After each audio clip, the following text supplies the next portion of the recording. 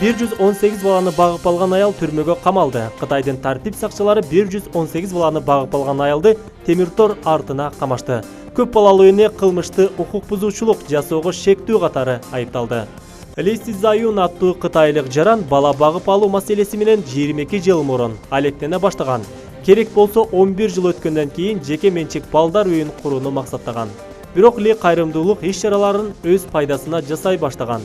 Тартип сакчыларынын айтуусу боюнча балдар үйүнүн башчысы бакма балдары аркылуу аткаминерлерди коркутуп попузалагандыгы үчүн шектүү катары кармалды. Кытайлык айымдын балдар үйү жабылып, анда катталган 74 бала өлкөнүн карамагына өткөн.